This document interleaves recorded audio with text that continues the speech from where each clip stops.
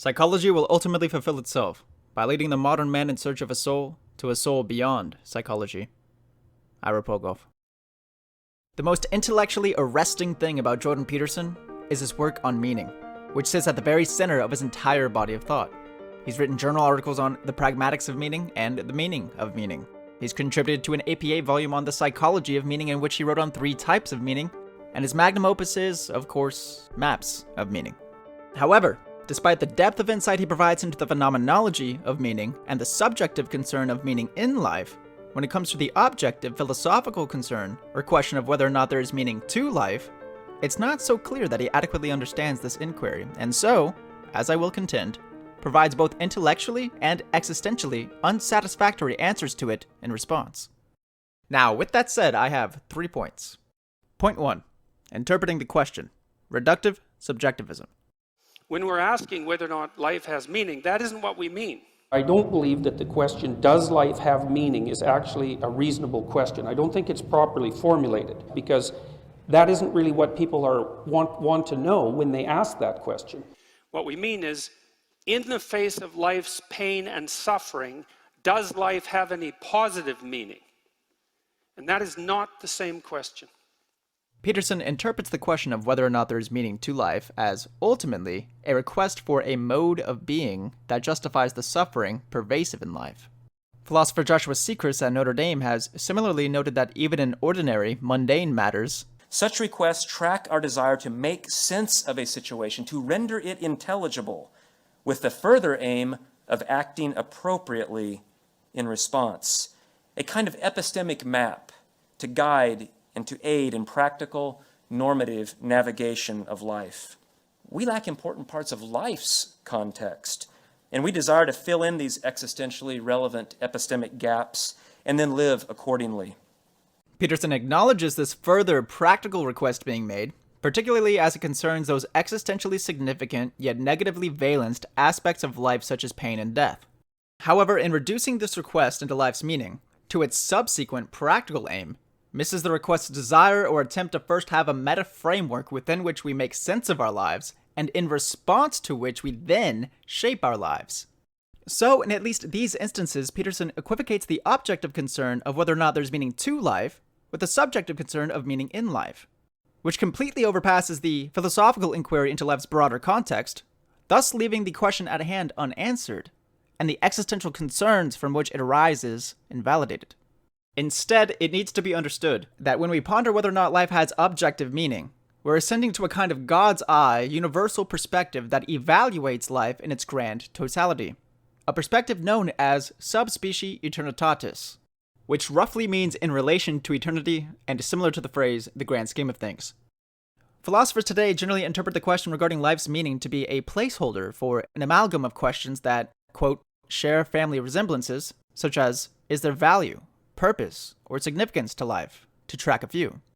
And this interpretation can be reached by analyzing the variety of ordinary uses of the word meaning and questions that often accompany it. So, for example, let's say that you go to the beach with a group of friends, and while you're there enjoying the sun and the waves, you catch one of your pals counting grains of sand.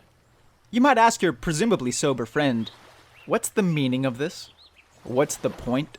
What difference does it make if you know how many grains of sand there are here? What good is it to obtain this knowledge? Notice that point relates to purpose, difference relates to significance, and good relates to value. But why are you asking your friend the meaning of what he's doing?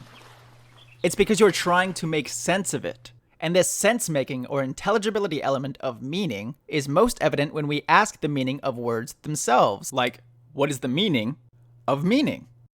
So then, meaning is an evaluative term that seeks to make sense of something by determining its place within a broader context. Speaking of which, back to viewing things subspecie eternitatis.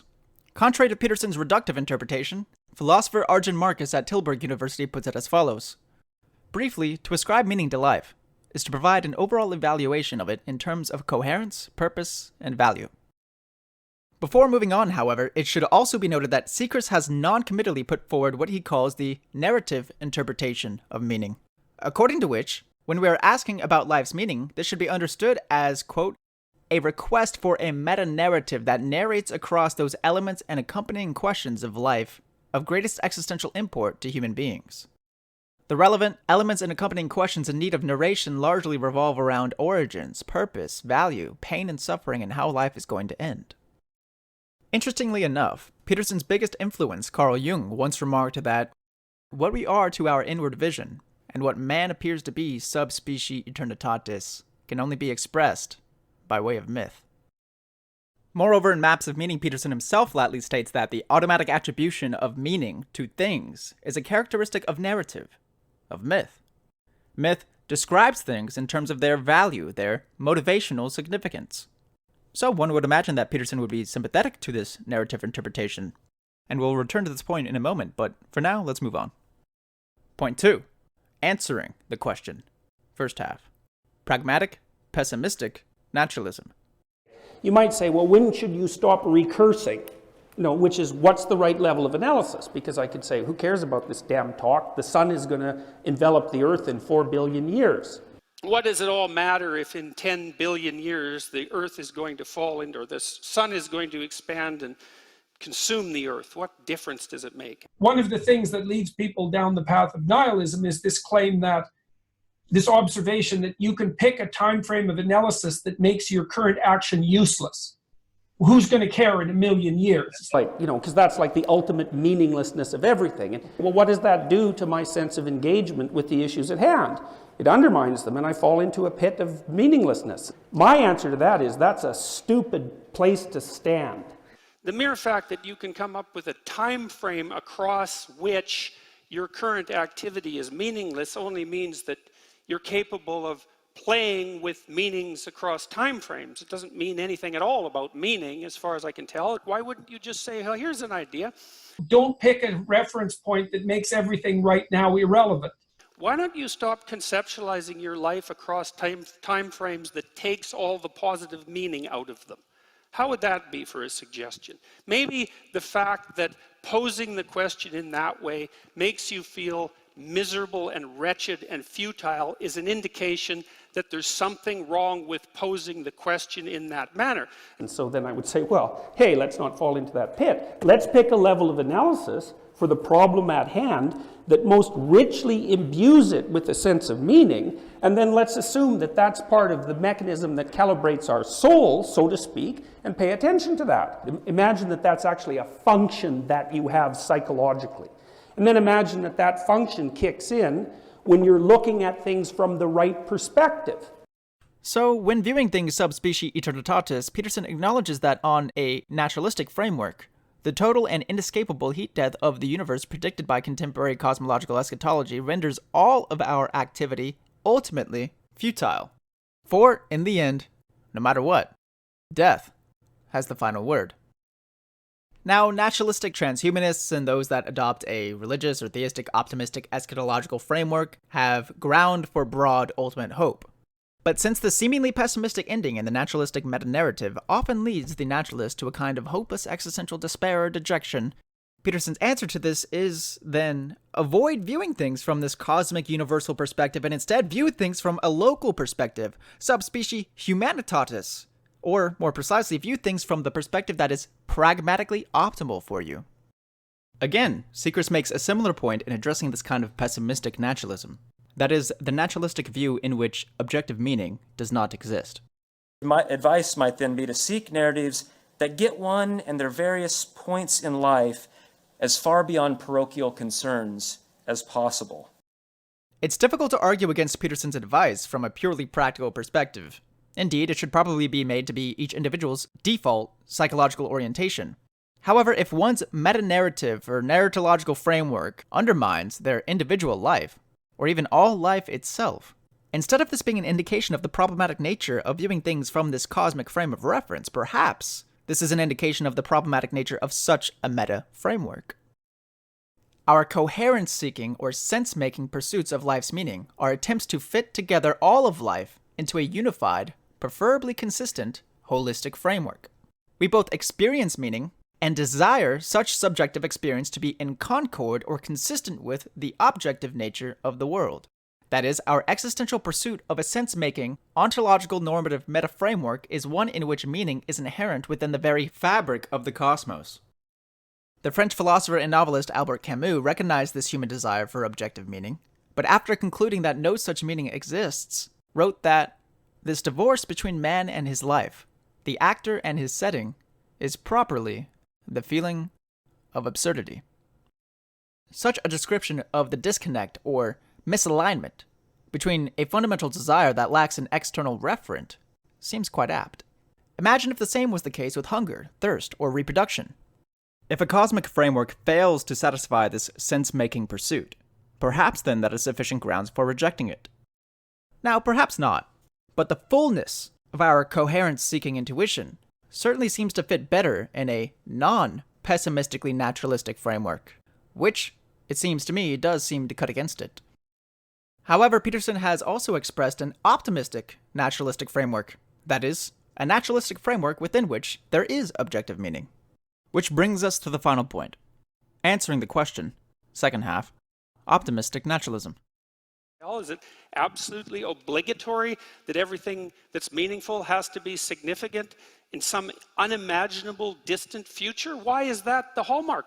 You can imagine someone critically minded and rational tap you on the shoulder and say, well, you know, that symphony is going to end. What makes you think it has any meaning at all? It's like, the symphony has no meaning because it ends. Well, you're not paying attention to what's going on, if that's the way you think. Now, I think he may still be speaking subjectively here, but if he's speaking objectively, and suggesting that mainstream naturalistic eschatology does not preclude objective meaning from obtaining in such a framework, then there are a couple flaws with this symphony analogy that he uses here.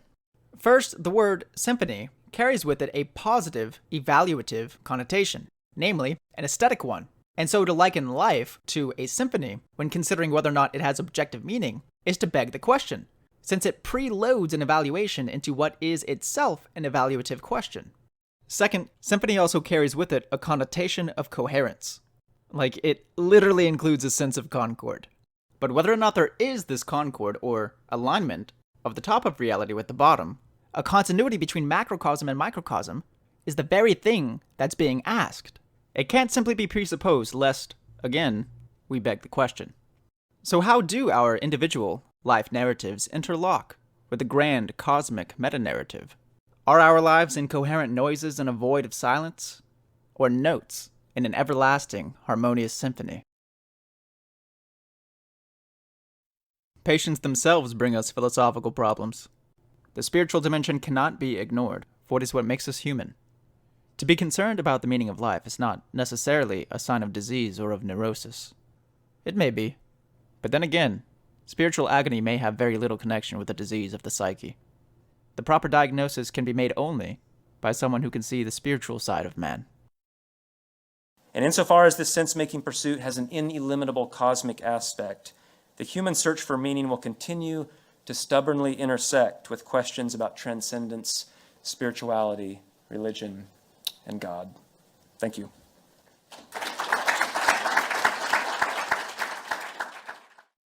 Links to the resources used in this video are in the description below. Thank you for watching. You should reconsider the way you're looking at the world there, buddy.